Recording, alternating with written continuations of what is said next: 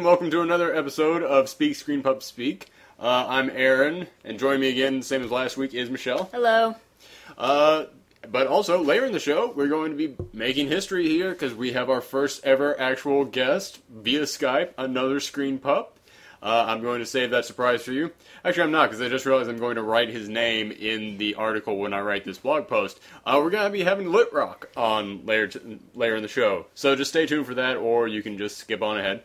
But first off, Michelle and I, we're going to do the same stuff that we did last week. We're going to talk about a little movie news. We're going to talk about films we've seen recently. And we're also going to be doing a little bit of trailer talk.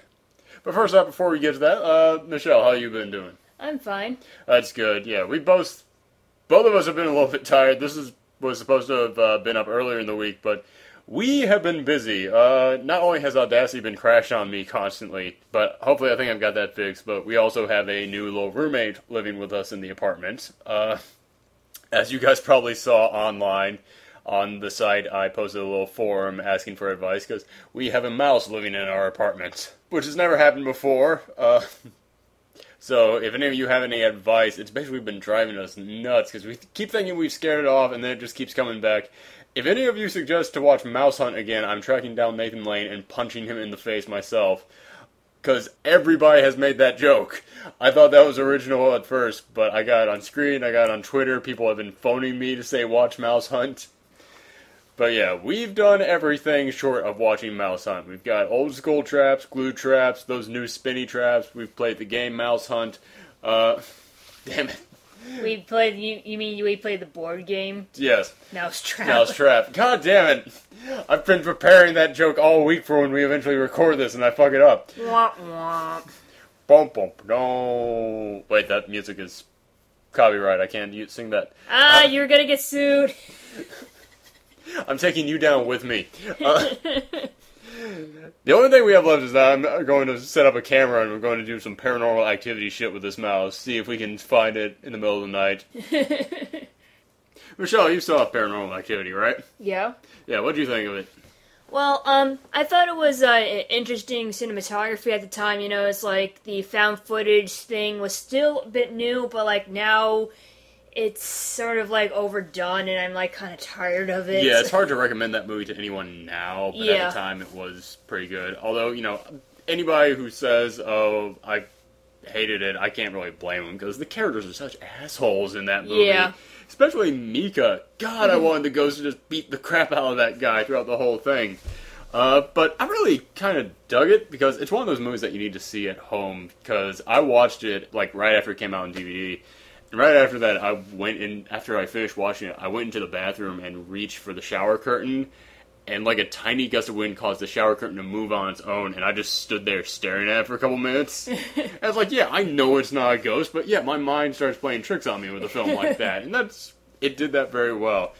So yeah, aside from the actors and actresses being complete assholes, but yeah, aside from that, I enjoyed it. Especially the fact that I love the pacing of it. It gives you that still shot of their bedroom, and every single time that it does, something happens, and it's always worse than whatever the last thing was. And I really dug that, because normally when you do scares in films, you don't quite know when it's coming, but you know what's going to happen. You know, if someone's walking through the woods with the flashlight shining around, you know someone's going to jump out, and you know it's just a matter of time, so you kind of like prepare yourself. In this, you knew exactly when something was happening, because the camera would specifically show you that night. So you knew something was coming.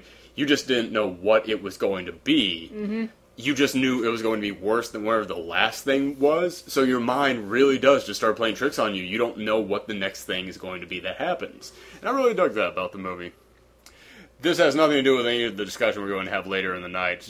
I thought you were going to do a segue into the trailer talk about that movie with... Shit, I really should have, except I was going to go. And now on to our movie news. Nah, fuck it. We're going to skip movie news. We're going straight to the trailers. Oh, yes. Hey, speaking of scary movies and all that stuff, ... G.I. Joe has been made. Yeah, you know what? I'm going to... This was not set up to be a segue, but yeah, I'm going to skip over the news, go straight to our trailer talk. Because we've got two trailers to talk about this week. The first one is The Apparition, which, in the beginning of that trailer, it makes it seem like it's a found footage film. Yeah. And I kind of dug that they purposely mislead you on that because those are so popular. Yeah. And basically the idea behind the apparition is that there's a scientific theory that, and they didn't make it up for this movie, I've actually heard this before, that some scientists believe that ghosts and things like that and supernatural occurrences are creations of the mind, and I don't mean like illusions or fantasies, but some scientists believe that the mind has powers, and when enough people concentrate on the same thing enough times, it can kind of cause something. I'm not saying I believe that, and I have to point that out because powers. And I have to point that out because Michelle slowly started looking at me like I was getting crazy with each word that I said. So no, I don't believe that, but I do think it's kind of interesting. Maybe the mouse isn't real, and we just imagine that it's real. I still haven't seen the damn thing, so maybe. No, unfortunately, I'm the only one who's stuck around mouse watching. Yes. You're an artist, you get to work from home. I have to go out, so you're just stuck here with the roommate each day. But yeah, I think that's a very interesting thing to do with the movie, and I think it is a very interesting new direction to take a ghost film. Too bad that doesn't mean a goddamn thing, because this movie looks horrible.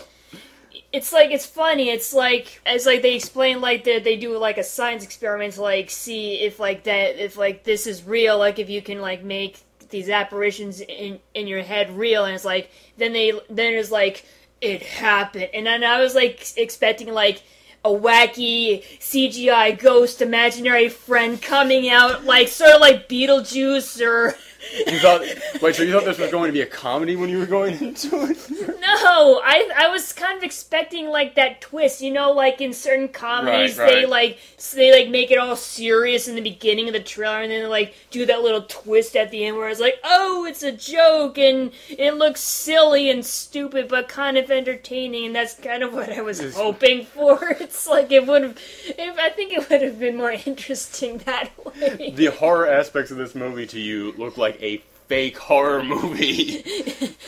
At first, and then it got to the second half of the trailer, and it's oh, it's actually supposed to be a horror movie, not a comedy spoof thing or oops. and I mean, like I said, the idea that someone creates a ghost through their mind and through concentration, and it spreads to people by fear and superstition, and the more people talk about it, the more power it gains. I think that could be a very interesting idea. Yeah, I really do like that idea. I just don't like the way they did it. But yeah, holy cow, does this look horrible. When the best thing about the movie is a shot of a girl walking around in her underwear, you're in trouble. We just heard a little... Sorry, I just heard a sound off camera and I thought that was a mouse for a second. Nope, just our old crappy apartment. I don't even know where to begin talking about that movie. I can guarantee you eventually I'm going to bring it up on my Why Did I Watch That blog. Because eventually it's going to be at the Blockbuster bin for $1. But I guess, but then again, it might be one of those cheesy, entertaining bad flicks, Which sometimes there are. Yes. By the way, we just got done watching Shark Night. That's not one of them. But there is one moment about the trailer that I did kind of get interested at, which was where the ghost grabs the camera and starts moving around. And I started thinking, could they actually make a found footage film from the point of view of whatever monster it is that they're after? It's like I hear a human. I swear to God, there's a human. All my zombie friends think I'm making this up, but I swear to God, I saw a real live human. Monsters Inc. 3. Oh, man. Oh, man, you know what? Actually, yeah, you could do some kind of a post-apocalyptic film where there's just mutants out in the wayside and humans are supposed to be extinct and one of the mutants finds a camera and is freaked out by it or something. I don't know. Why am I pitching horrible ideas to Hollywood? They don't need any more. Well, think of it this way. If you get all these bad ideas off your chest, then you can keep all the good ideas for yourself. But yeah, enough about that shit. The other trailer we watched was for The Great Gatsby, which I've been hearing about this for a long time. Great Gatsby was based on a novel, which I don't really need to explain to you guys, because we all had to read it in high school. And by read is like skim through it, because we pretty much forgotten what's happened. That's the thing, is that my English teacher, when I read that book, he didn't really talk about the story structure at all. He only talked about what it said about the history in the 1920s. That's basically it. And because of that, I don't really remember much about the story, but I remember every little fact about the history of that time. Yeah, The Great Gatsby, it's one of those films in which they're trying to create a CGI world of, like, the 1920s or 1930s of the past, which is becoming a popular thing. Like, we were just talking about a Gangster Squad last time, and how that kind of looks like. It's almost all CG, almost, because it has that overly stylized look to it. And that seems to be the latest craze with that. Is it like the 1920s are making a comeback? I mean, you have like The Legend of Korra, which takes place in like the 20s and everything, and it's like you have Skullgirls, which you have the character Peacock that's supposed to be like a 1920s cartoon. Well, all of that, all of that game was supposed to be like the 1920s. I think the Great Depression is making a comeback, but no, and I actually kind of think it works in this movie. Because The Great Gatsby, he was one of the few very wealthy folks around at the time, and he was one of the new money guys who had all this wealth, and, because of that, everything around him was fabulous and big and great, and was known for throwing these amazing parties. And I think that by creating a totally, a super stylized world through computer graphics, it really does enhance that, and creates almost like a bit of a fantasy to it. And also, I gotta say, I am a bit of surrealism. Yeah, and I am so glad to see Tobey Maguire in something good again. Because Tobey Maguire, oh man, that guy has just been haunted by the curse of Spider-Man for the longest time. And I always liked him, even before the Spider-Man films. He was in a film, I can't remember what it was, but it was with Michael Douglas, where they were both writers. And he was fantastic in that, and I love that movie, even though I can't remember the name of it. Something Boys, I remember that. So I'm glad to see him coming back, especially after I heard that on Rise of the Planet of the Apes, he was supposed to be the James Franco role, but they kicked him off because he tried to make changes to the script. Which, granted, yeah, when you're Tobey Maguire at that point in your career, you should just be happy to take that. And then Rise of the Planet of the Apes turns out to be a massive success. So I always felt bad for him, and it was like, please, just get into something else. I don't want you to be, I don't want you to be at 50 years old going around to comic conventions in a Spider-Man t-shirt going, remember this? I was that guy. I hung upside down and did stuff, yeah. It's like, I was wondering, like, if Toby did get, like, the part in Rise of the Planet of the Apes, and he did make changes, like, what would happen to the movie? I would love it if those producers. First off, I find it really dickish of them. I almost want to know if they did this on purpose. That after he made those changes in the script and said, "I want to do it like this," and they fired him, if they hired James Franco on purpose since he was his rival in the Spider-Man films. But yeah, you're right. I have no idea what the changes were, but I absolutely love Rise of the Planet of the Apes. So I'm really glad that they didn't listen to him. Or maybe they were dickish and they did listen to him, take all his advice, and then kicked him out anyways. You know, it'd be really dickish if Tobey Maguire and James Franco were in they decided to cast them in the same movie. What do you mean? I don't know, like they had if they decided to like put them in the same movie and have them act with each other, and it's like because they know that like they hate each other's guts because they're rivals and everything. No, they were rivals in the Spider-Man movie. But they're not rivals in real life. It's not like Tobey Maguire was walking out of the Rise of the Planet of the Apes office with a box full of his shit, and then James Franco came in like, "Oh, hey man, you look good. Yeah, well, I'll talk to you sometime, alright?" But yeah, so I'm looking forward to the Great Gatsby film. Apparition, I look forward to making fun of it when it's on Netflix Instant Queue. Well, you, Great Gatsby look interesting to you? Or? Yeah, it does. You know, I've said this before. I'm very interested in like the 1920s, that era and everything. So I like to see how this movie like recreates it, or like their spin or their perspective on it and everything, because I know it's not supposed to be 100% historically accurate. It's supposed to be glamorized and everything. I just want to see like how glamorized they decide to make it and all. Right.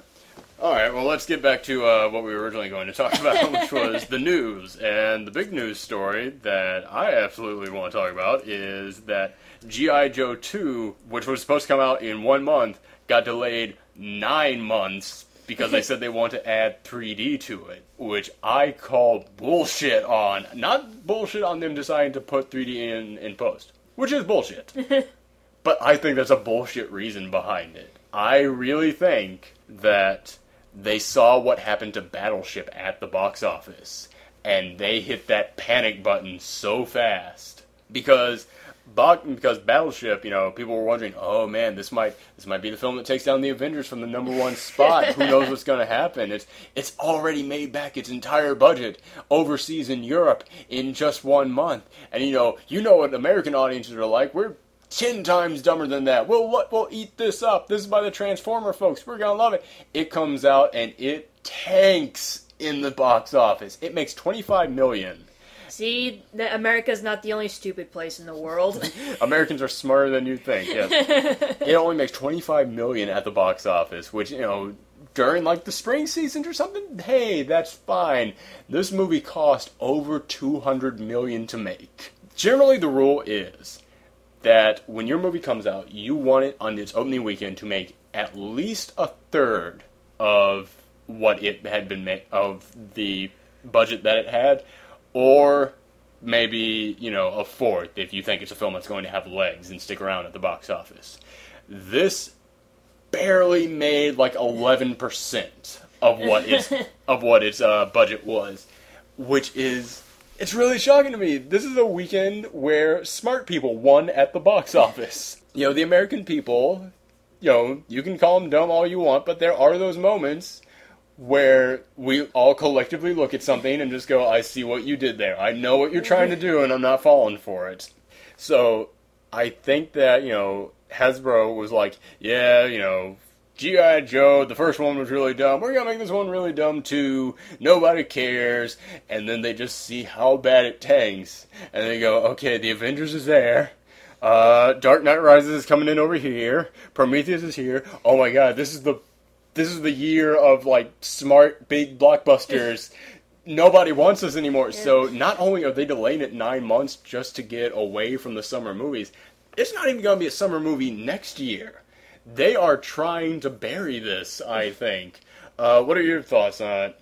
Yeah, I honestly think that they realize, oh shit, we were not prepared for all these blockbusters this summer. There's no way in how we are going to be able to compete with all this. We have to do something to, postpone this so we can, get some money out of this. It's like, oh, we can, amp it up with 3D. People love 3D, and it'll take time to make it 3D, so by the time we put it out, all these other blockbusters would have their money and everything, so... Yeah, exactly. They tried to find a dead space in next year's lineup to put it out. Don't get me wrong, a lot of people were looking forward to G.I. Joe, and hey, the fact that they killed everyone in the first movie, in the first 10 minutes of this one, gave me somewhat of hope. I can't help but smile at this, because yes, this is, to me, a story about Hollywood going, oh crap, this is not the year where the really big, dumb movie is going to be the one that comes out on top. We need to, head back into the hills and regroup a little bit. But yeah, that was the big news story that I wanted to get to. Well, there's one more that you might want to talk about. They're apparently making a Fraggle Rock movie, which I didn't even know about. They've got their writer for it now. You love Fraggle Rock, I know that, yeah. And you also love the Muppets movie, which just came out. Which didn't just come out, it came out well, like December. I honestly don't know anyone who's not a fan of the Muppets or any of Jim Henson's work, so... But yeah, so do you think that Fraggle Rock, they could make a good movie about, or...? I honestly don't know. It can either go one way or another. It can go, in the good universe, down the good path where everything is nice. Earth 1. Yes. like they would actually, use puppets and everything, like Jim Henson would do, something like The Labyrinth or something like he did, or in like Big and Fascinating with like, actual puppets, And they did amazing stuff in those yeah. films. Yeah, I mean, like, we were watching a little documentary on it, and like, just seeing that, like, that big rock thing that comes out the side of the mountain, that wasn't a guy in a suit, that was a giant robot puppet that he was controlling with a little remote control. Why don't they do that anymore? That really impressed me. Because puppets take up time and space. And that leads me down to the bad universe, which it's like Smurfs, the movie Smurfs, where everything is CGI and they suddenly find themselves transported to modern day, like New York or San Francisco or some other modern place, and they do fart jokes and shit like that, and I really, really, really, really hope it doesn't turn out that way. Yeah, the only thing that makes me, like, have some hope for this is because the Muppet movie was a huge success. Mm-hmm. People, went nuts for it, both critically and, audience-wise. It made a lot of money, and, I mean, it's got like a 95 on Rotten Tomatoes. It was a massive success.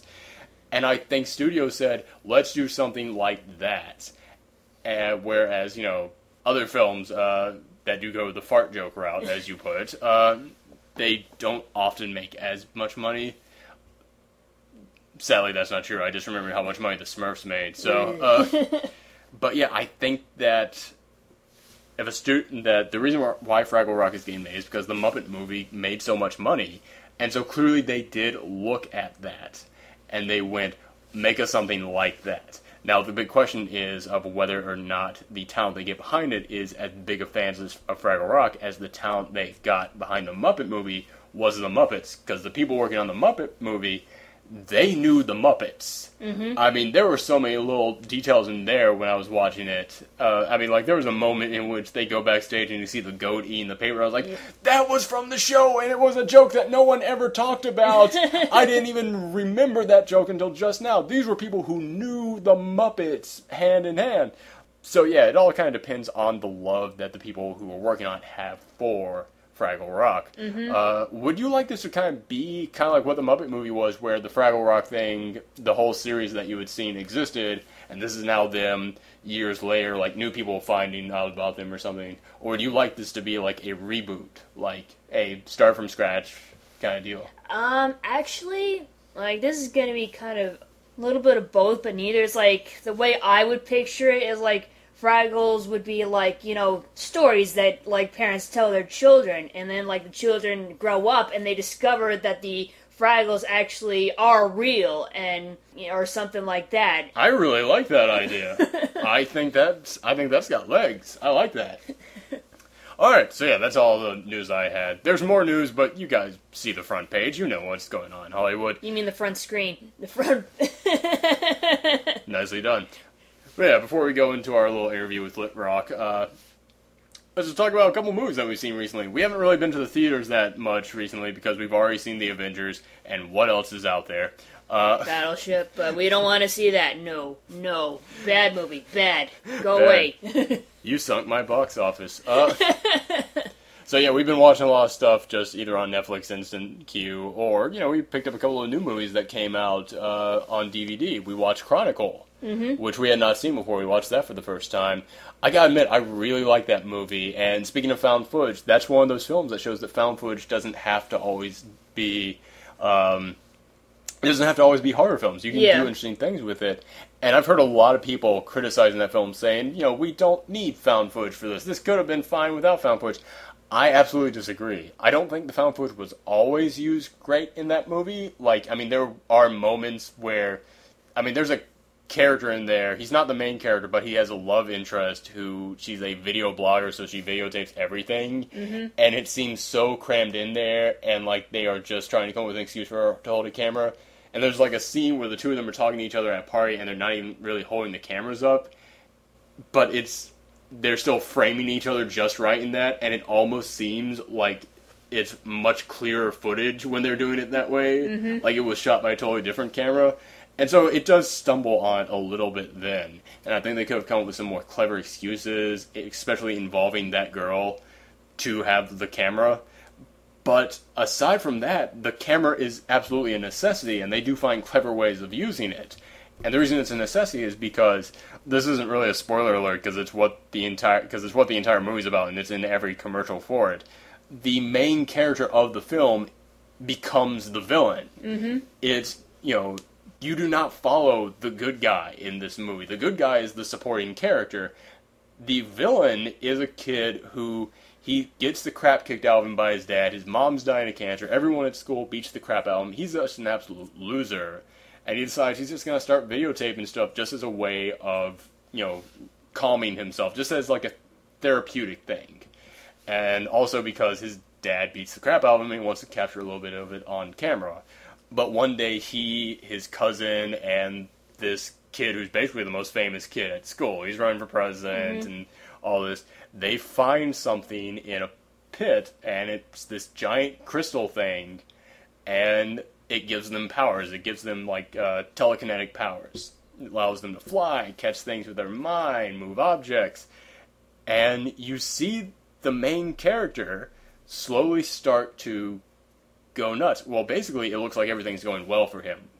It looks like his life's going to get better. He's now getting friends. He's now getting popular at school. And then it all kind of falls away from him, and he slowly becomes... It all comes crashing down. Yeah, and he slowly becomes the villain.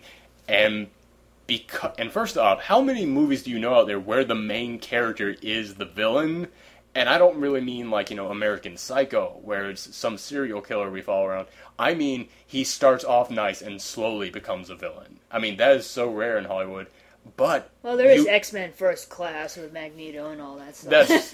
That is true, but there were two protagonists in that one. This one, there's really only one protagonist. I guess, yeah. Yeah, but you follow it. But you follow this kid, and he's so sympathetic, and you so can understand where he's coming from. And the reason why is because it's a found footage movie. You see everything that he experiences through the first-person point of view.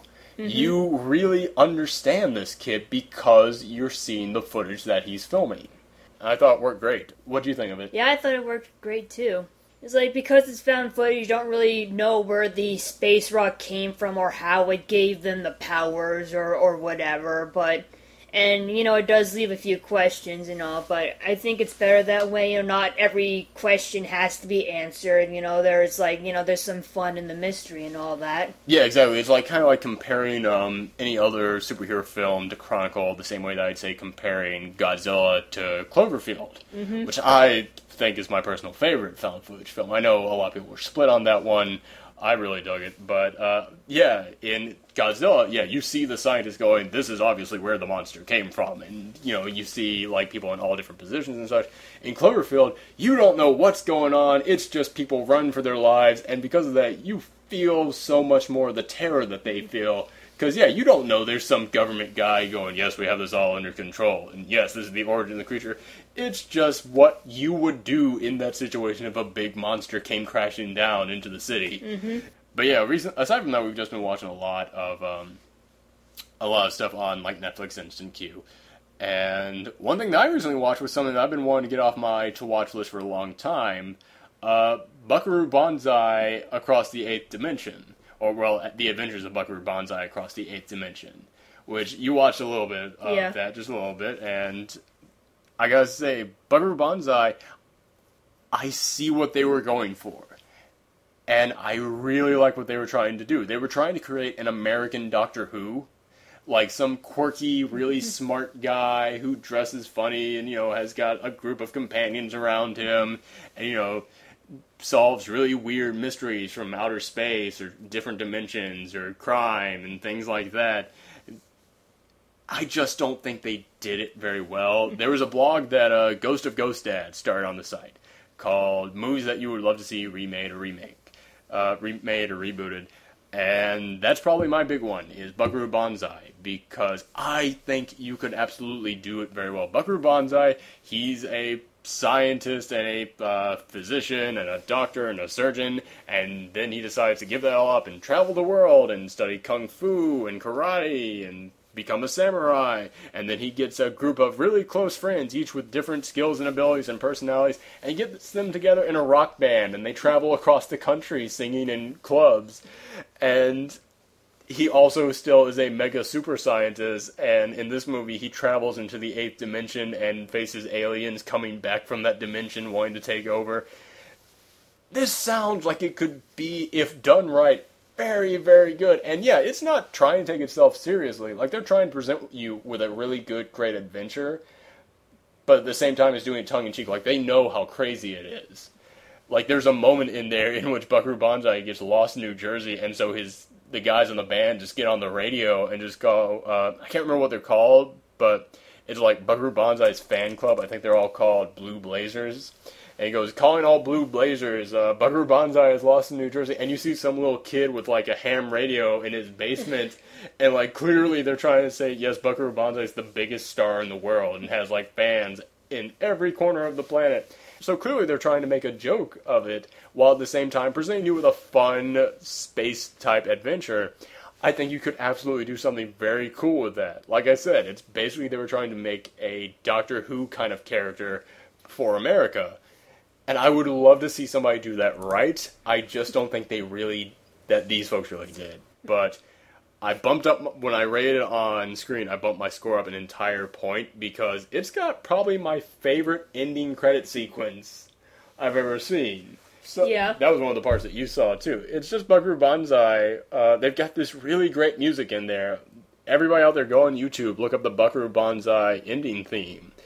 It's this really great poppy, upbeat music, and it's just Buckaroo Banzai walking through this big abandoned lot, and all of his friends slowly start joining him, and they all just kind of start walking in unison to the music. Like, they're not dancing, they're just kind of walking, but hitting the beats of it. And the choreography that had to go into that, it's that type of choreography that doesn't even really seem like it was choreography. It just seems like walking, but it's just like, no, they actually were like trained. Step, step, step, you move here, you do this at this point to match this part of the music.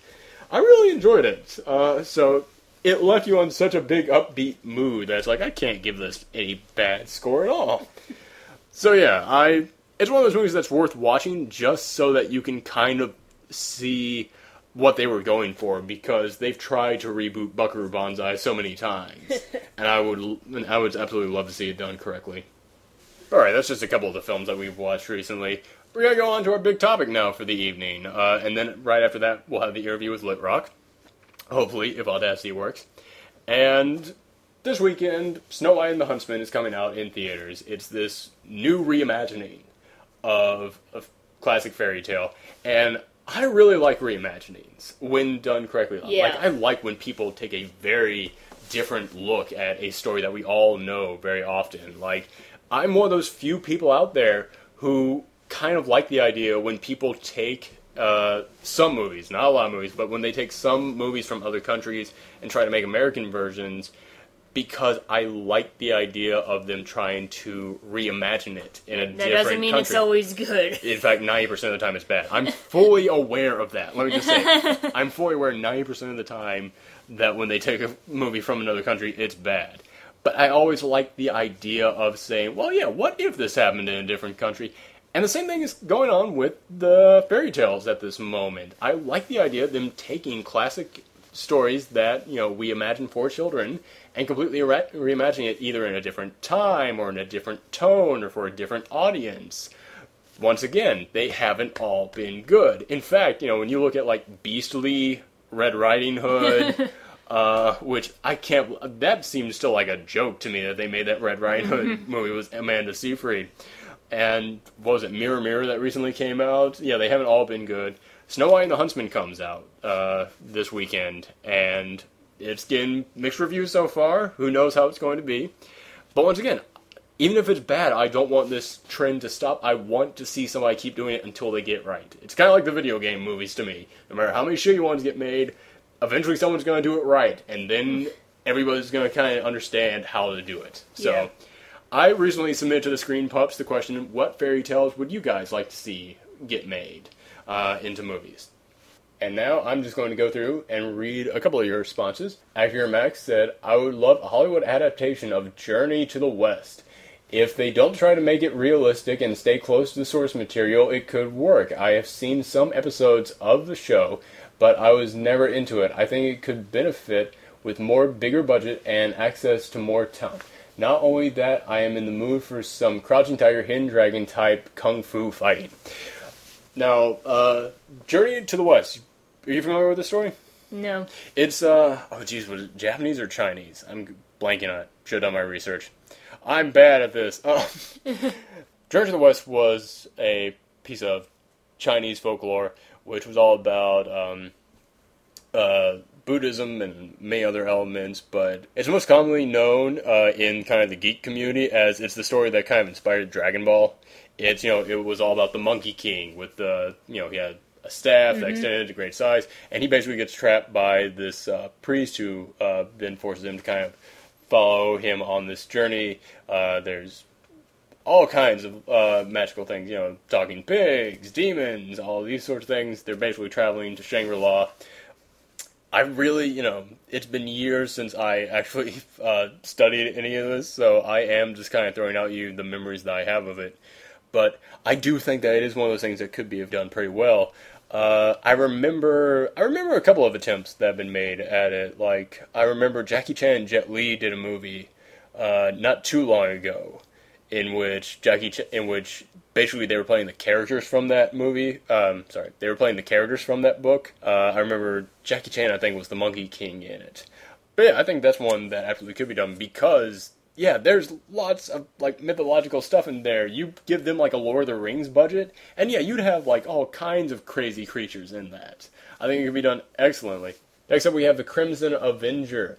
I'd like to see someone adapt the Grimm Brothers version of Hansel and Gretel adapted for the big screen, in quotation marks, or a version of the story that isn't a comedy. And he links to the Hansel and Gretel Witch Hunters movie, which is coming out next year, starring my boy. Who is his name? My man. I've loved him ever since Hurt Locker. Jeremy Renner. That's his name. But yeah, Hansel and Gretel. What do you think about that for a feature-length movie? Actually, I think it might be interesting in if it takes place in modern day society. With the obesity epidemic and everything, we can have instead of an old witch, maybe the old witch would be disguised as this humble old woman who owns a restaurant, and her food is so good but so fattening, and nobody ever wants to leave, and they all just want to keep eating and everything. But I don't know. I'm not so sure if Hansel and Gretel can be stretched out to. I mean, they can, but I don't know how to stretch it out to a full-length movie, but... Yeah, that's the thing, is that it would have to be one of those things in which you really reimagine it, because there's really only one note to the Hansel and Gretel story, which is, kids go into the wood, leave the trail of breadcrumbs, find the house, start eating it, witch brings them in, tries to fatten them up, they put the witch in the oven, and leave. Spoiler alert. So yeah, it's one of those things in which, you would have to stretch it out, make the kids, maybe they did, keep coming back. Yeah, exactly. They keep coming back. The lady keeps inviting them to come back or something. And, yeah, it's And then maybe they ask, since you like our food so much, why don't you work here? And that's how they trap them or something. Or... I like that. There's one, I don't know why, and by the way, let me just, once again, preface this by saying I do not want to see this movie made. Because I am not a fan of these types of movies at all. However, if you are a fan of, the Saw or Hostile movies... I have no idea why, but this kind of entered my mind when I was thinking about Hansel and Gretel. You could do this as, a horror film. As, a modern-day fantasy kind of thing. Yeah, I think the way that you just said is great. But if somebody out there wanted to go the horror route with it, I could see it. And I'm not saying this would be good. I'm not saying it's something I want to see, because like I just said, I do not like these types of movies. But if you want to go the horror route, I could see someone plausibly... making it in that kind of Hostile or Saw sense where they're trapped inside of something. Mm-hmm. Or they're trapped in a house and they can't get out. And, there's some kind of, the witch is an ever-present villain inside the house. You're trapped in the house and the only way you can escape is to eat your way out. Would you like to play a game? It's called Candyland. Oh no, that'd be Hasbro's next movie. Besides, Candyland's the only one of those movies I can actually plausibly see them doing. But yeah, yeah, that's true. But yeah, that's the other thing is that I don't really know how you turn food and like stuffing the kids up into like a threat or something when the kids are trapped there. By the way, if it's a horror film, it's it's gonna be college kids or something. But still, it's like I can't really see like where that would go. But I could still kind of plausibly see it happening.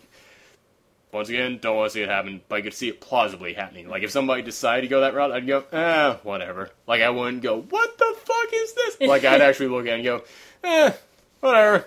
I can understand it.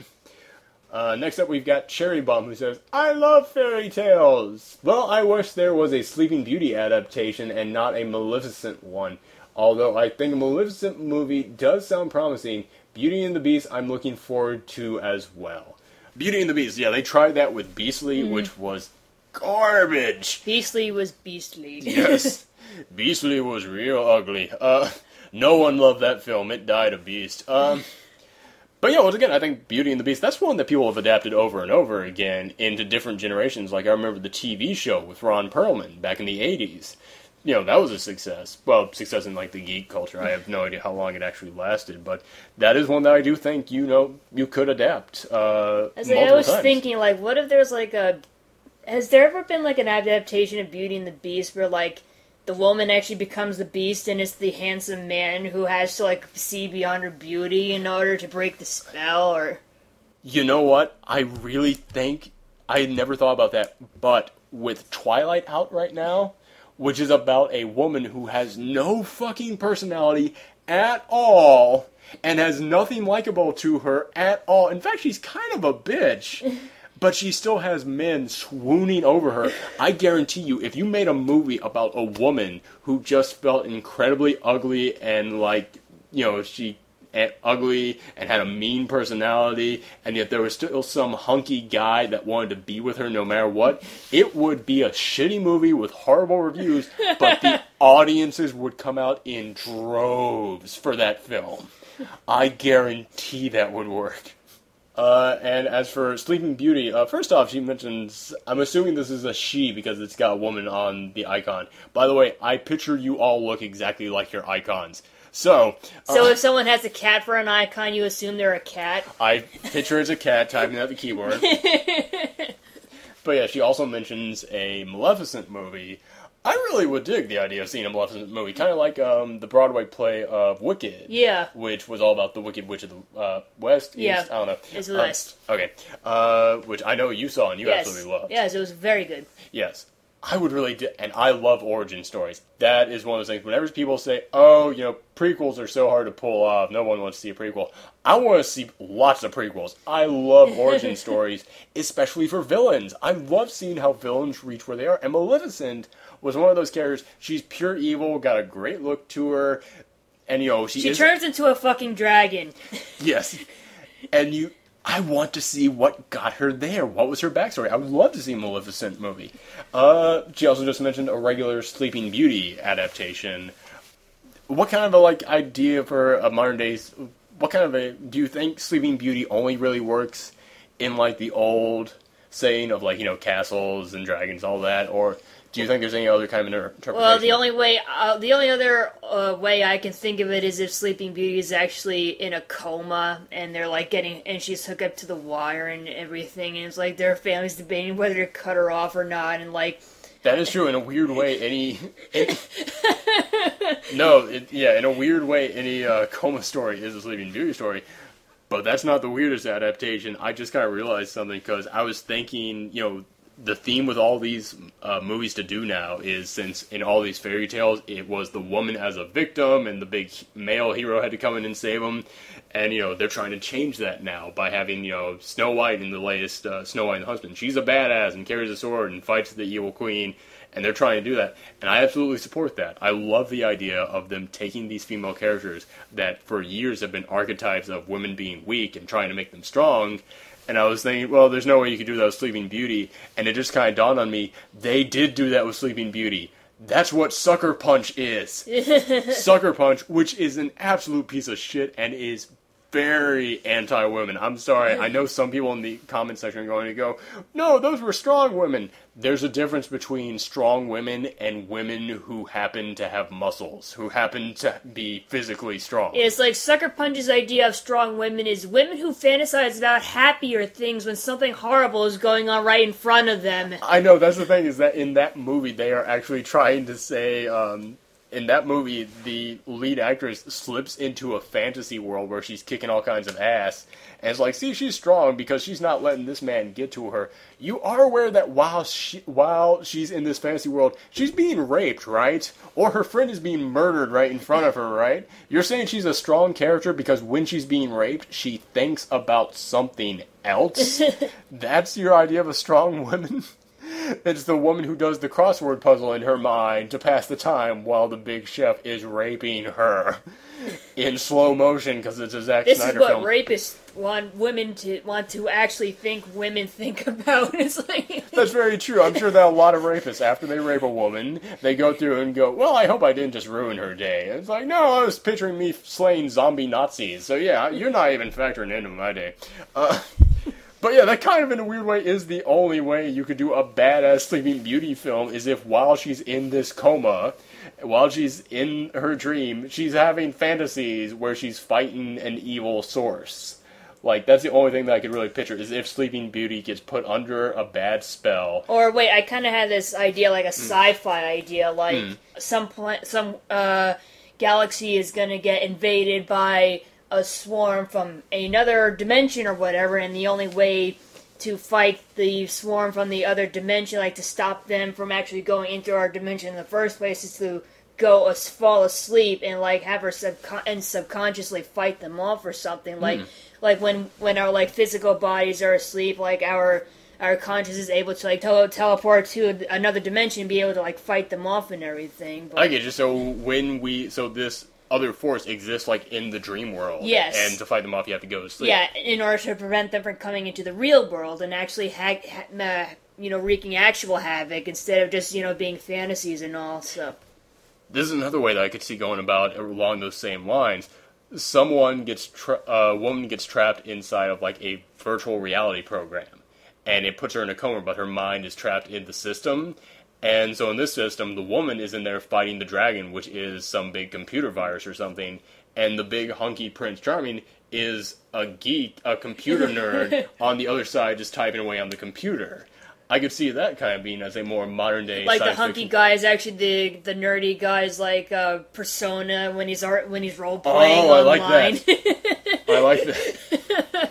I dig that. Prince Charming, and then in real life he's some guy eating a bag of Funyuns. Let's move on to the next one. Ghost of Ghostad. Does anyone remember Freeway?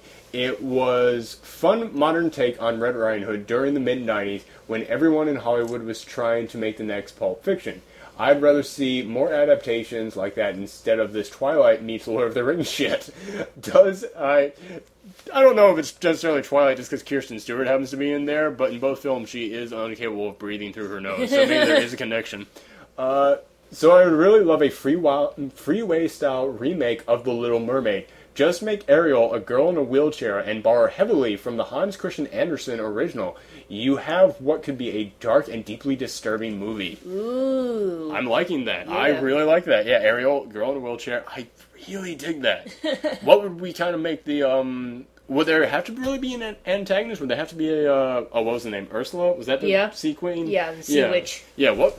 would you even need a character like that in there? Maybe like a doctor who's like, I have these prototype robotic legs, but they're still in the experimental stages, so we don't know if they're gonna work. But she's like so desperate to like walk again that she's willing to go for it or something. It's like, so there wouldn't be like an actual protagonist. It's just that antagonist.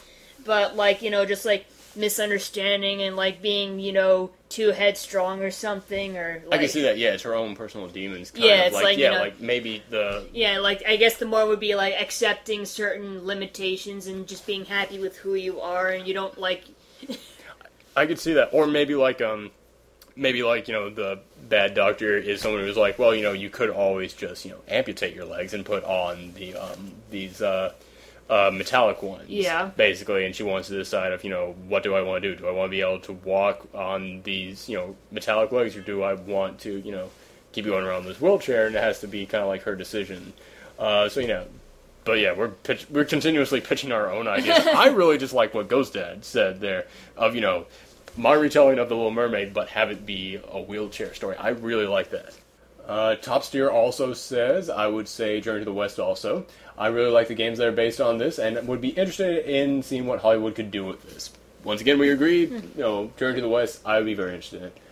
Gangly came in and replied back to Ghost of Ghost Dad, saying that his Ariel in the wheelchair idea is fucking brilliant, which we agree. That's the winner so far in this little forum. Now that there are winners, we love you all. But he also says, my suggestion is not really what the thread's about, but I've always thought that the continuity... But I always thought that the continually great Bill Willingham comic Fables, shit, yeah. And its offshoots would make a fascinating series, especially if done by HBO or Showtime, with some world-building details that something like Game of Thrones has. For those of you who've never heard of it, you know what, never mind, I don't have to hear his explanation, because we've heard of it, and we love it. Yes. Fables, it's basically saying all those fairy tales that you used to read about, they were real, and each of the characters in them are immortal, and they were magical beings living in a happy little town over in, Europe somewhere. But then an evil force came up, and they all had to flee, and they flee to a certain subsection of New York City, and they're, like I said, they're immortal, so they're still living there today. And it's basically lots of politics, lots of, magic involved, but, they have to keep themselves hidden. And, like, the big bad wolf, he's now a detective, and he solves the crimes that go on in Fabletown.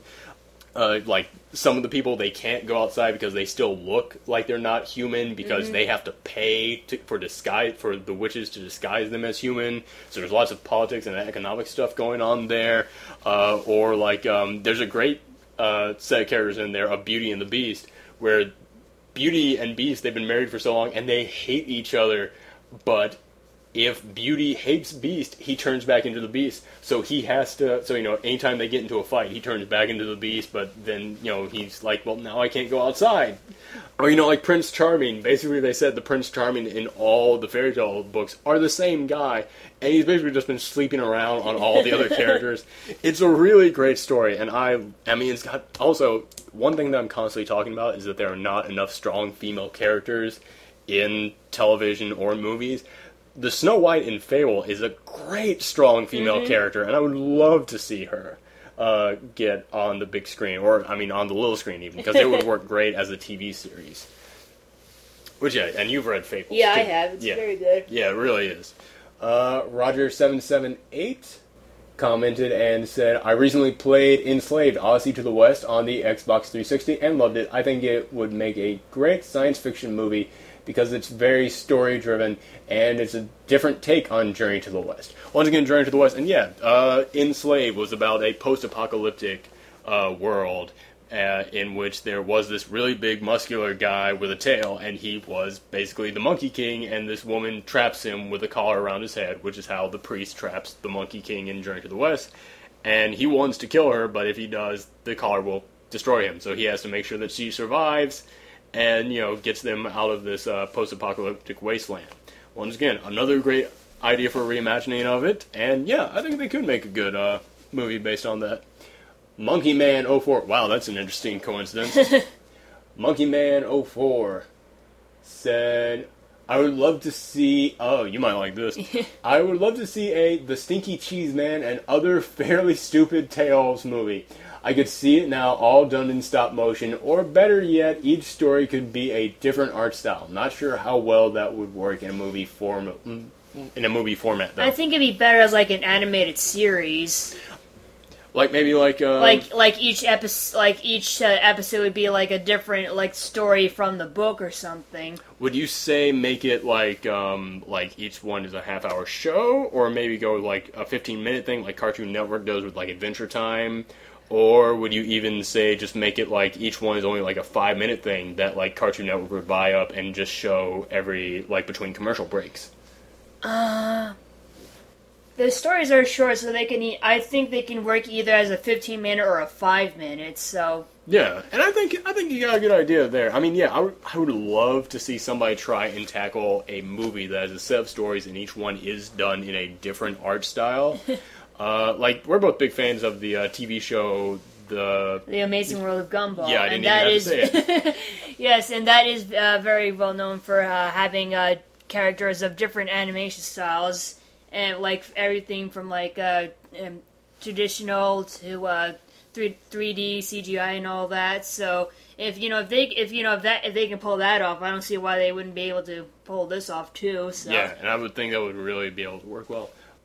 Next up, we've got Mike 20, who gives us 4 suggestions, and they're a little bit darker. We've got Bluebeard, which was a story about a wealthy nobleman who kept killing off his wives, and one of the wives tries to find a way to keep herself from meeting the same fate. I'm honestly kind of shocked no one has tried to adapt that one. They might have a long time ago, but I haven't, escaping my memory if anyone has before. I think it would be an interesting one. Next up, then we've got Vassal. I know I'm going to screw this up. I've never even heard it pronounced. I've only read it.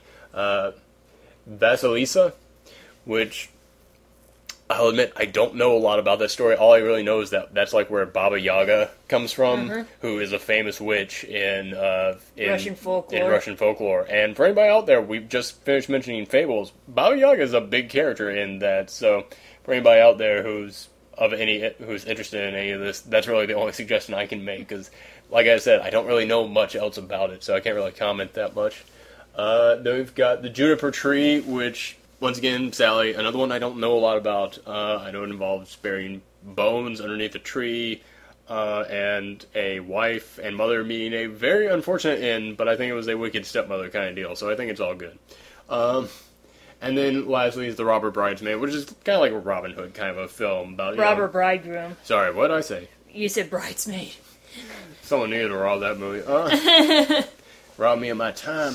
I'm kidding, I actually like Bridesmaids. The Robber Bridegroom, which, sadly, I don't really know much about each of those. I wish I could comment more, but I don't really know a whole lot about them. Let's see. Then we've got Penguin Dust, who says, I watch a lot of anime, which I would never be able to guess from his avatar. Or hers, you don't know. Or hers, I don't know. And 3 that always pop up are Momotaro or the Peach Boy. I know that one. Peach Boy, child by name Peach Bit, goes on a journey. You know, kind of like, it was basically kind of like the Japanese Pinocchio in a way. I think that'd be interesting.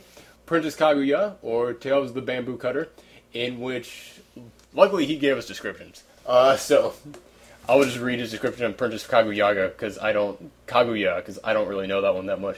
In which, again, the hero is born in an unusual manner. In the story, she is found in a stalk of bamboo and raised by human parents. Princess Kaguya is grown into a woman of extraordinary beauty and was sought by 5 princes. She assigned them each a difficult task, and the one who succeeded would win her hand. However, all failed, and one even died. The Emperor of Japan heard of her beauty, and upon seeing her, he too asked her for her hand, but was refused. She claimed that she was not of this world, and later it was revealed that she came from the moon. Depending on the version, she was sent to Earth either as a punishment for her safety during a celestial war, or for her safety during a celestial war.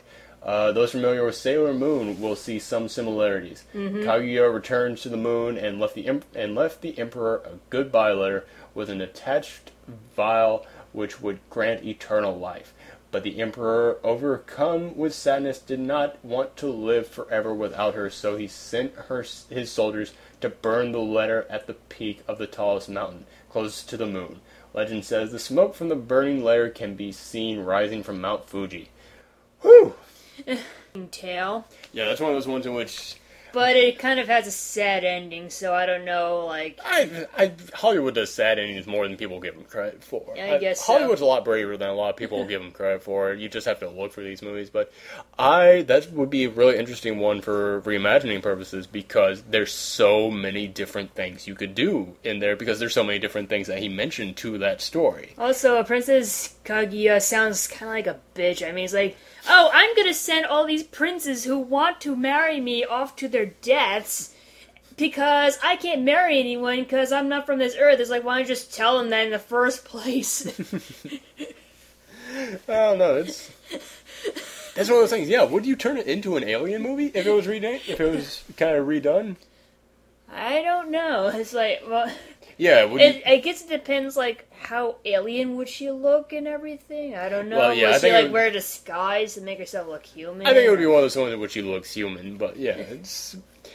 Which, I mean, as he mentioned, there's a lot of ways you can reimagine it. As he said, Sailor Moon is basically a reimagining of this. Mm-hmm. I mean, that was about girls beating up demon creatures. So, and then his third suggestion is, you're gonna have to forgive me because I'm gonna have to read this one again. Orihime and Hikoboshi, aka the Princess and the Cowherd, was a celestial princess. I'm seeing a theme. Who could weave the most beautiful cloth beloved by her father, the King of the Heavens. She was sad, though, because due to her work in isolation, she could never fall in love. Concerned for his daughter, the king introduced her to Hikoboshi, a herdsman with whom she fell in love with immediately. The two lovers became so enamored with each other that they forgot their work and focused just on each other. With no new cloth and space cows wandering all over the heavens. Okay, that's the movie I would see.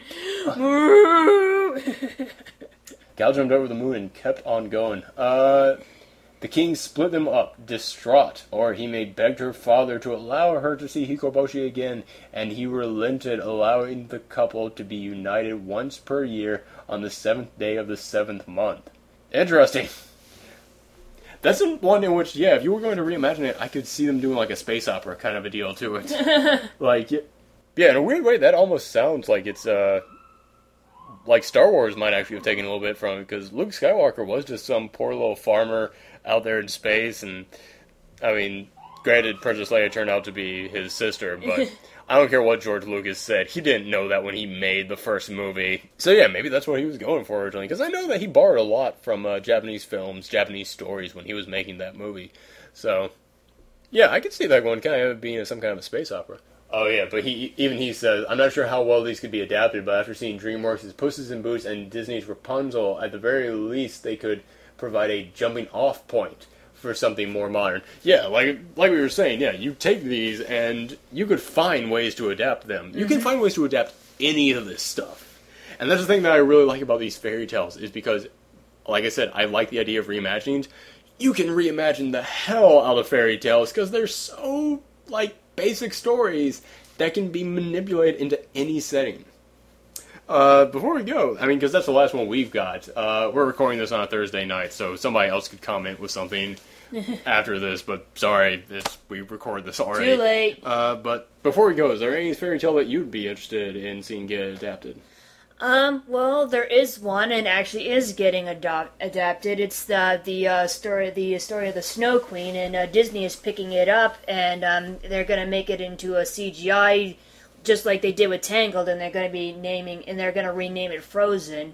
That's interesting. That seems to be their new pattern with going with these, because I think they are trying to kind of distance themselves from any from the more classic. They're trying to update these more with giving them new names, but still keep the charm there. Yeah. So the Disney charm that we all know and love. Oh yeah, I absolutely love Tangled. Oh yeah, it's great. Yeah, and which, by the way, speaking of Disney films, I just realized Disney did a fantastic reimagining of a fairy tale, Frog Princess. Yeah.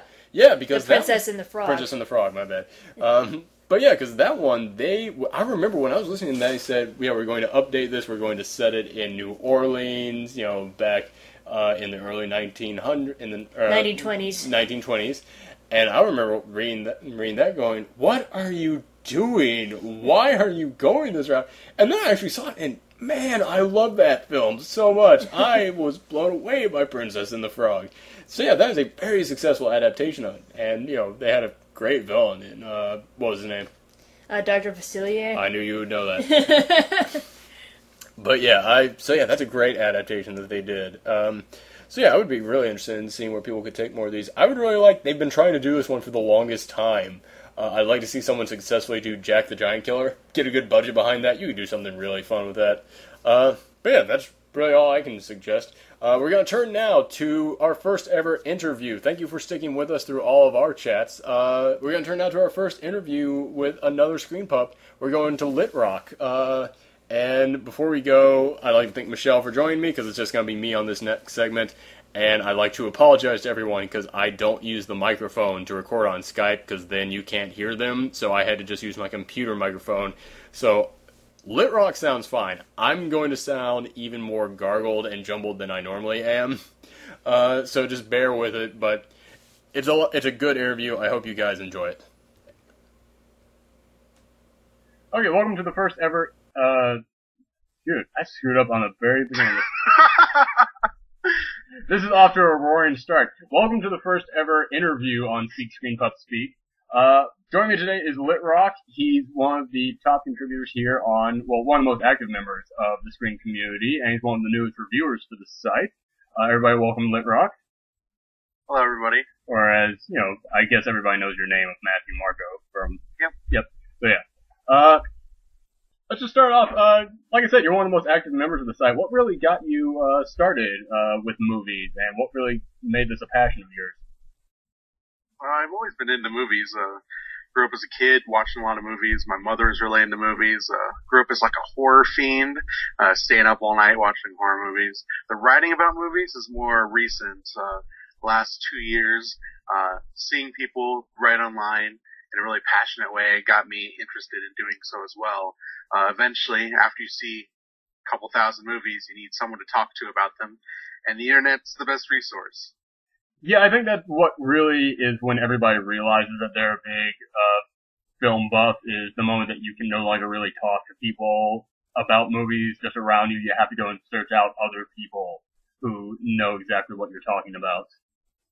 So yeah, and Screen is such a great place for that. Yep. Let's talk about some of the stuff that you do for this site. You run multiple different blogs for the site. On Mondays, you do one called Criterion Cuts. On Wednesdays, You do one called Directed Viewing. And you've also been doing a rotating segment throughout the year, all about the films of James Bond. You want to tell us a little bit more about each of these? Okay. Criterion Cuts is more, it's my passion project. It's the thing that I really love to do that I know nobody reads. If people don't know, the Criterion Collection's a set of like independent or art house or foreign films, home release label. They just get films from all over the world and restore them usually and put them out.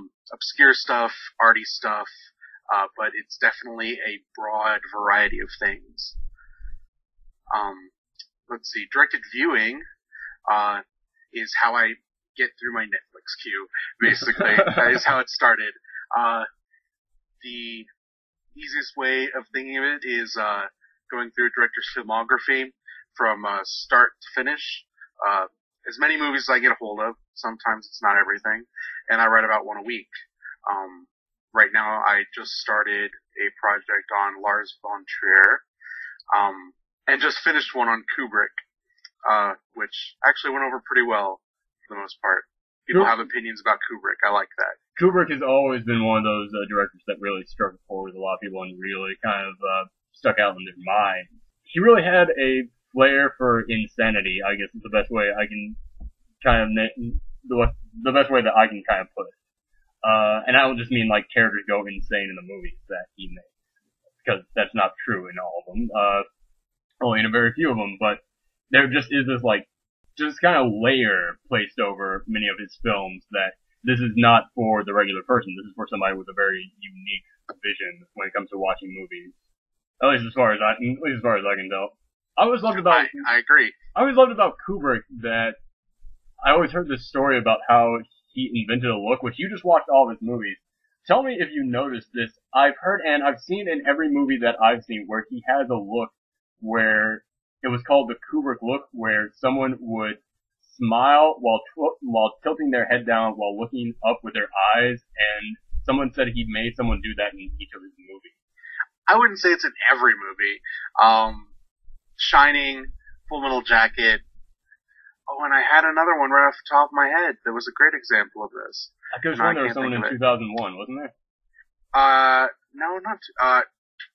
Clockwork Orange. That was it. Obviously. Okay. I think those are the three that have it like the most prominent. Maybe it's in the other ones. I really like those are the ones that stand out to me. But those are also the ones that are most about people being crazy. Yeah. And of course, the other one's about robots being crazy. So, yeah.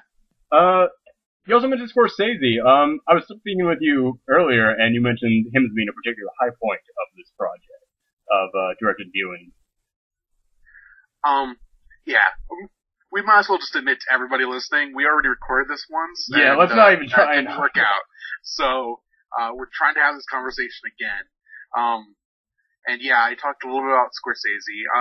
Scorsese for me was the thing that turned me from someone who was writing about movies and enjoying doing that as a hobby, to someone who wanted to write about movies as like a thing that he does with his life.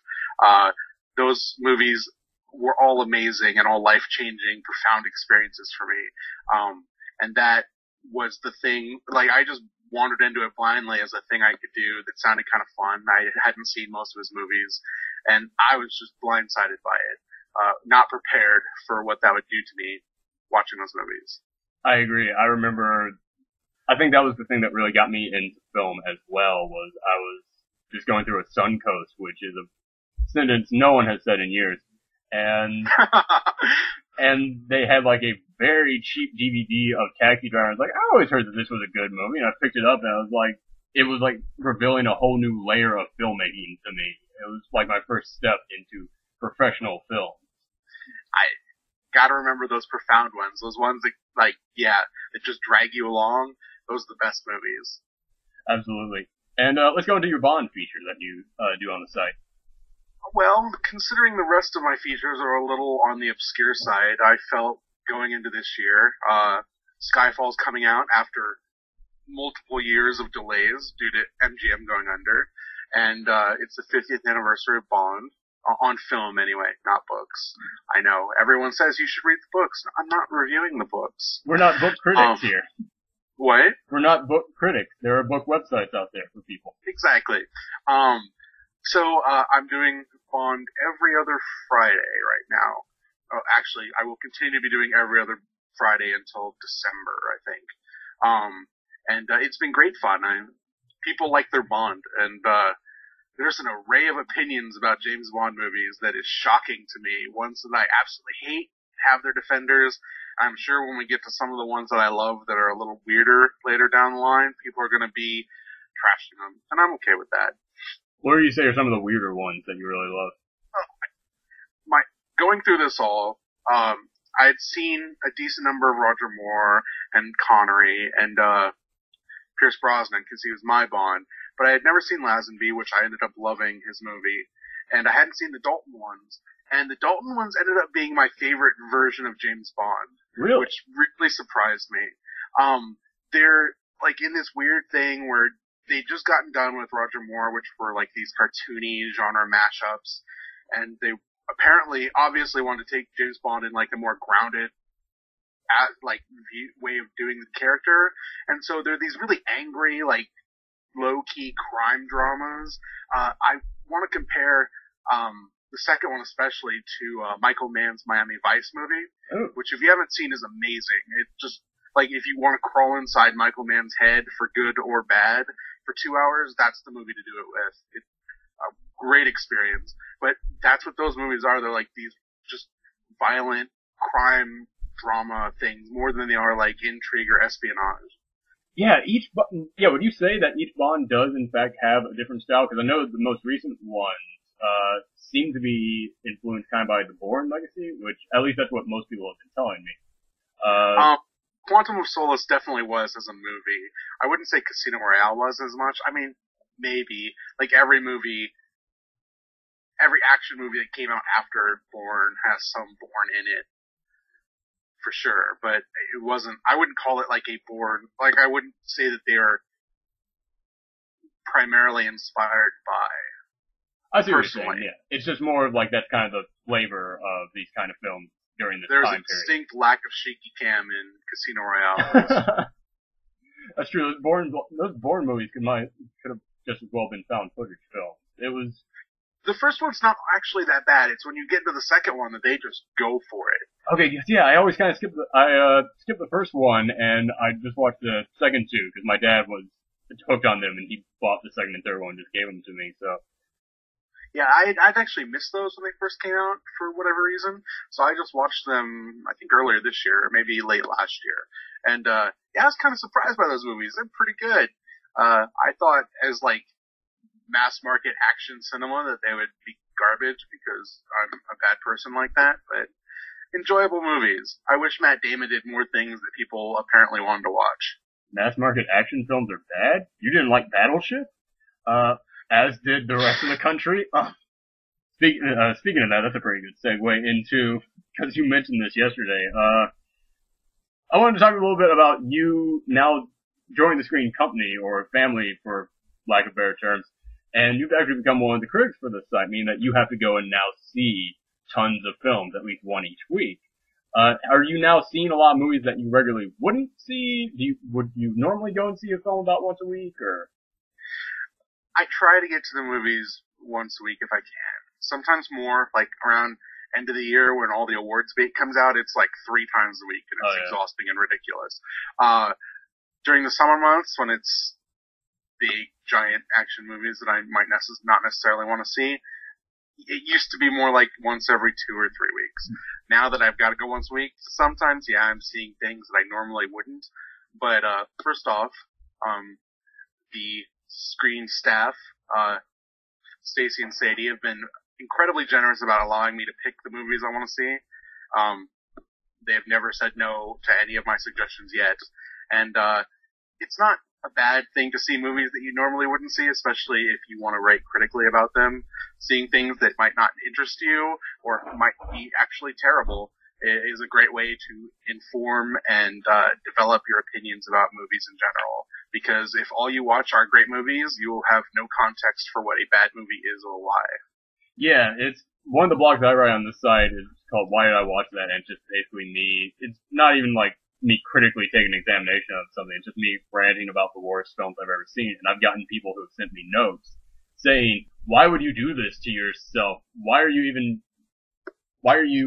even want to watch something that looks this bad? It's like, you want to be a real critic, a real, a real film buff, you have to take the good and the bad so you can tell them apart. Absolutely. And writing those just utter teardowns of movies, awfully a lot of fun. I don't need therapy because I can just go and do that. It's basically, that's my time on the couch each week, is I just go in and rant about Shark Night. Which will be the next one I talk about, because we just got done watching that. Holy crap. Oh, I haven't seen that. So we're talking about, no, that was Piranha. So Shark Night. Shark Night was the one that wanted to be Piranha. Yeah, right? Exactly. I haven't seen any of these, so I'm just... I didn't watch Piranha. I didn't see that one because it was one of those ones... I heard that one was okay, but I don't know, like... Yeah, people tell me it's one of those movies that was trying to be bad on purpose, which is so hit or miss with me. So I was kind of like, I'll wait on that one. So I still have yet to see it, but... And topical, because Piranha 2, let's just call it 2, comes out this weekend. On like 75 screens or whatever. If you're listening to this, you should all do the screened box office winners league that is going on in the forums, hopefully every week this summer. Yeah. And put in your wildly inaccurate predictions just like I have. I know. I went into that. I'm so fascinated by the numbers that go into these. Like, 'cause I actually used to do that for a living. I used to take, like, opinion polls on these films and such of what people were and expectations and, like, try and figure out how many people would be coming to these things. And, as someone who did this as a living, I still have no clue. No, nobody does. It's like, if you do it regularly, maybe if you're good at it, you get a sense, but it's all like alchemy at this point. Nobody knows. Yes, exactly. Well, before we go, let's just talk about, you're going to have to go and see a lot of movies this summer. Are there any that is there one movie that you're dreading more than the others, and one that you're looking forward to more than the others? Movie that I'm dreading more than the others. I gave you an answer yesterday, and I wanted to think of a different answer for today, but I don't think I'm going to have a different answer for today. Oh, wow. I think it's going to be Dark Knight Rises, which is maybe a controversial choice, but... Hold off, Screen Pup. Don't write your angry letters yet. Let him explain. I really like Christopher Nolan as a director. Memento was one of those movies that got me into movies in a very serious way when it came out. And so I've been following his career since then. And, I don't know, as we go on, the Batman movies that he does specifically just appeal to me less and less. Especially coming right off the Avengers, which was like this big, loud, goofy, like stand up and cheer kind of superhero movie. Mm-hmm. The gritty, serious social commentary of Batman scowling for 2 hours just sounds so tedious. I'm gonna go see it. I really hope it's good. I'm willing to be wrong about this. Be happy to be wrong about this, but it just doesn't look particularly interesting. Yeah, that's a good point that you pointed out, is that no film critic wants to go and see a bad movie. Absolutely not. Yeah, Never. exactly. All film critics wish they were wrong when they were going into a movie, because a lot of people, I go to a lot of sites, and there's always someone in the comments going, oh, you wanted this movie to be bad. Like, no one wants to sit through a 2-hour bad movie. Yep. I'm gonna go see Snow White and the Huntsman tomorrow for review, and I hope that movie's great. I have no expectations because critical opinion so far has been really up and down. Yeah, it really is. I don't want it to be bad. I want it to be great. Me too. That thing it's got a very interesting visual style to it. Not even interesting. I think the visual style looks really good, but yeah, it is such a coin toss for me. I have no idea going into that one. But yeah, one movie that you're looking forward to the most this summer. Alright, before I give this answer, I just want to say, because since we talked last time, my most anticipated movie ever has been announced. Ooh. And it is 2 years away, which is the most painful thing in the universe. Today, Fox put out their release schedule for 2014, which includes next year there's going to be a 3D re-release, if you care, of Independence Day. I heard about that, and I thought it was a joke at first, almost. No, of course it's not a joke. I'm curious because those are all practical effects. Ooh. And so seeing those in 3D could be really interesting, but I'm also one of those people who really hates Independence Day, so I probably won't see that. I saw it when I was a kid, and I remember I used to watch it over and over again because I liked it so much, but I have almost changed all my opinions about the films I liked when I was a kid, and I have yet to watch it since because I know what my opinion of it will be now if I watch it, so yeah, I can't blame you. But included in that list was Dawn of the Planet of the Apes. Ooh. The sequel to last year's amazing revival of the Apes franchise, Rise of the Planet of the Apes. Which, leading up to that, I wrote a series of articles about all of the Apes movies, minus the Tim Burton one, which I did not watch and probably never will again. Of those movies from the 70s that were fantastic, and I became a huge giant Apes nerd, like, in that project. And really loved Rise. And so seeing that movie announced and knowing James Franco probably won't be in it and that Andy Serkis is going to be in it, that's very excited. Andy Serkis was the breakout star of that film, in my opinion. And titled Dawn of the Planet of the Apes is amazing, evoking Dawn of the Dead and the incredibly lengthy, cheesy titles of this series from its inception, when you had Battle for the Planet of the Apes and Conquest of the Planet of the Apes. Yeah, and you will be having to know I'm currently doing the list of the Screen Pups' favorite movies that they've been submitting to me, and so far I think all but one of the Planet of the Apes films is getting on there somewhere, except for, once again, Tim Burton one does not count. But yeah. Rise of the Planet, Original Planet, Battle for Planet of the Apes, Conquest of the Planet of the Apes, Beneath the Planet of the Apes. I believe they're all on there somewhere, so. Conquest is mine. Love Conquest of the Planet of the Apes. Conquest, that was the one, let's see, Escape from the Planet of the Apes was one where they go back in time after the bomb goes off. Conquest takes place in the heady year of 1993, when all of the world's pets have died, so humans have been raising these apes as pets, and the apes are slowly becoming smarter, and eventually ends in the horrible, very low budget, so it takes place in like one abandoned shopping center that they shot at night, but the revolution of the apes, and it's a fantastic movie. All those movies, going in, you need to know that they're not huge spectacles, but they're really smart about their social commentary, and all those 70s sci-fi movies are great about that stuff. They're just full of ideas. Oh yeah, that was a time in this country's history where where people were finally starting to realize, especially with issues like race, that, it was time for a change, and, so many people in power did not want to allow that, but the Hollywood crowd was all behind it, so they used film for that, and you saw that everywhere in the 70s. Yep. Yeah, the Omega Man is one of my favorite examples. I haven't seen that one. I need to. It's in my queue. I just haven't gotten around to it. The Omega Man is really good. It's Charlton Heston, zombies. Yeah, isn't it an adaptation of Matheson's I Am Legend? It is, story? Yeah. That's exactly what it is, yeah. But yeah, so I didn't give you a real answer. Sorry about that, because we should cover the real answer. That's very good point. The real answer for the movie I'm most excited for this summer is Step Up Revolution, which I'm sure everyone's like, what? Why? If you have not seen the Step Up movies, they're not well written. They're probably not well acted. They really aren't well acted.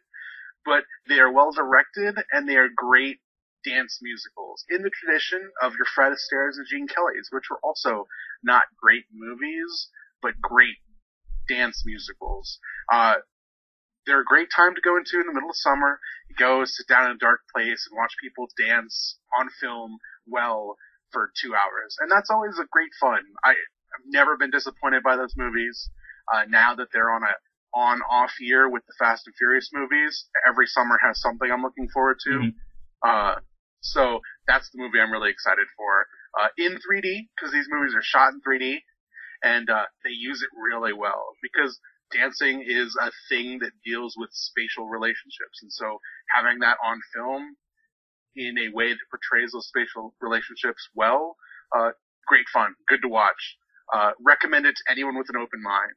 Yeah, with those dance movies, I always compare them to martial arts films. When you go to them, you're not really going in for the story, you're going in for the martial art of it. Absolutely. Yeah, and when you go to this, you're going in to see amazing dancing, and I'm glad to hear that about the 3D, because I hadn't heard anyone mention that in any reviews of the last one, of whether or not the 3D actually works in these movies. I'm pretty sure, I think it was Rory who reviewed it. They mentioned the 3D was really good, and I saw it in 3D and really enjoyed it. Any dance movie that's in 3D, I'm probably going to see. There was a dance documentary called Pina that came out earlier this year in 3D that was also really good. But no one's going to see that in 3D ever again, so never mind. Oh, if you're one of those rich folks who have a 3D television, which I have no idea how those even work yet. Can I derail this for a public service announcement? When a movie comes out in 3D, everybody, you should make sure and check and see if it's shot in 3D. And if it's shot in 3D, maybe go see it in 3D. Yeah, it's an extra like $3 here anyway. I mean, I understand I live in the middle of the country, so my tickets at most are like $11, and that's where some people start. But movies in 3D that look great, Hugo was amazing in 3D. I know, there was a part in Hugo in which I woke up super early to go and see that movie, so this is not a reflection on the movie itself, but there was a moment where I started yawning just because of how early I woke up, and then I quickly closed my mouth because I saw a piece of dust flying towards me. I was like, oh man, I don't want to swallow that. And then I realized, that's just on the screen. That's how good the 3D looks. I actually thought this room was covered in dust. Yeah. Man, I hope Scorsese shoots more in 3D because he knows how to do it. Herzog shot a documentary in 3D that was amazing. If you ever get a chance to see Cave of Forgotten Dreams, which is on Instant in 2D, in 3D, do so. Find a way to do so because it's great. But yeah, the movies that are shot in 3D that aren't super CG heavy, because, like Avatar might as well be an animated movie. Oh yeah. Being honest. And animated movies for me, 3D is whatever, take it or leave it.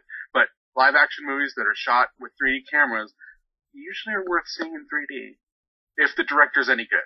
Obviously. Yeah, I was about to say, don't go and defend the Resident Evil 3D movies. I saw that movie in 3D. I'm not going to defend it because that movie's trash, but I go see all those movies. Okay. Yeah, this was fantastic getting to have you come on.